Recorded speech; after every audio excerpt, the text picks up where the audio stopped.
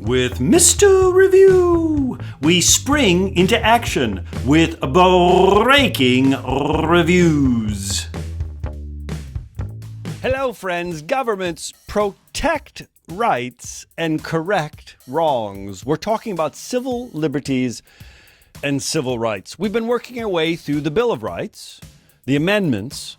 We've been looking at due process, rights of the accused. Today we look at due process rights as it speaks to the right of privacy. Well, you know, Mr. Review, I've been looking through the Bill of Rights for the word privacy and I can't find it. I then went back into the U.S. Constitution looking for the word privacy and I couldn't find it. Privacy? Is it in the Constitution? But it's one of our fundamental rights.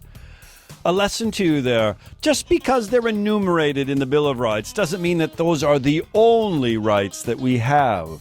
The Supreme Court has interpreted privacy as a fundamental due process. Well, of course, the case Roe v. Wade was the game changer when it came to privacy, when the Supreme Court back in 1973 applied to the states privacy. In this case, it had to do with a woman's right to choose an abortion, reproductive rights. The Supreme Court said, listen, the national government cannot infringe, and now under Roe's standard, nor can the states infringe on certain reproductive decisions made on behalf of women.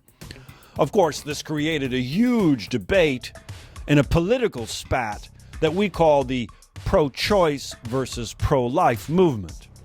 But it has to do with our rights. And again, it reminds us of the debate that our rights provokes. The debate between our own rights and the government's job to keep us secure in an orderly society. It reminds us of the differences between conservatives and liberals, Republicans and Democrats.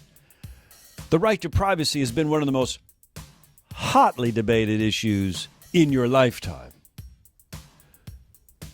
Due process, the right to privacy, protecting our rights or correcting our wrongs. I'm Mr. Review, springing into action with breaking reviews.